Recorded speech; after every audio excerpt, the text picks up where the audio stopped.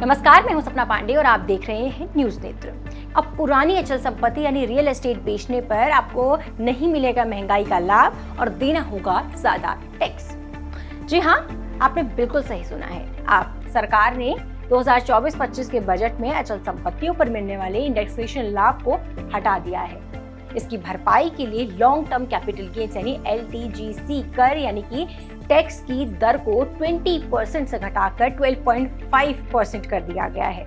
सरकार के इस फैसले से आवासीय संपत्ति बेचने पर अब LTCG में इंडेक्सेशन यानी कि महंगाई को समायोजित करने का लाभ था वो नहीं मिलेगा।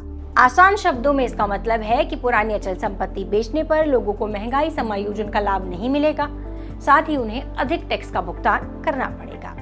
बजट में लाए गए बदलाव के मुताबिक सरकार ने 2001 से पहले खरीदी गई या विरासत में मिली संपत्तियों पर करदाताओं के लिए इंडेक्सेशन लाभ बरकरार रखा है।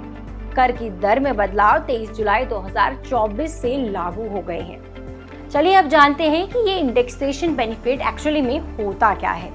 मान लीजिए आपने आज प्रॉपर्टी खरीदी है।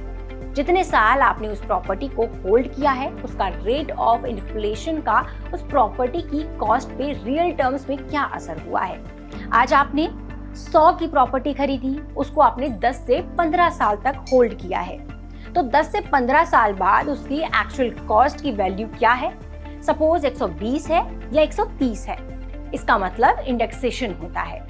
अब जो 20% से 12.5% पर किया गया है वो तो ऑब्वियसली टैक्स रेट कम किया गया है, लेकिन हमें ये देखना है कि इंडेक्सेशन का जो बेनिफिट हटा के लोगों के लिए फायदा होता है या इंडेक्सेशन का बेनिफिट हटा के लोगों के लिए नुकसान होता है, क्योंकि आपकी कॉस्ट उतनी बढ़ रही है कि नहीं।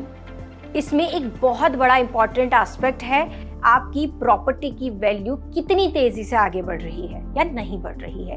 अगर आपकी प्रॉपर्टी की वैल्यू बहुत तेजी से ऊपर गई है तो आपको यह लो रेट का भी फायदा होगा, तो वहीं आपकी टैक्स लायबिलिटी भी कम हो जाएगी, इवन दो आपको इंडेक्सेशन बेनिफिट नहीं मिलेगा। अगर आपकी प्रॉपर्टी की वैल्यू बहुत तेजी से नहीं बढ़ रही है, लेट्स सपोज 5 to 10% आपकी प्रॉपर्टी की वैल्यू बढ़ी है, तो आपको यह जो 12.5% घटा हुआ रेट है वो भी आपको नुकसान देगा, बिकॉज आपको उसमें कॉस्ट इंडेक्सेशन का बेनिफिट भी नहीं मिल रहा है। अगर आपको इस कॉन्सेप्ट को समझने में परेशानी हुई हो और आप चाहते हैं कि इस कॉन्सेप्ट को हम आपको उदाहरण देकर समझाएं, तो कमेंट बॉक्स पर हमें जरूर बताइएगा। और तब तक के लिए देखते रहिए न्यूज़ नेत्र।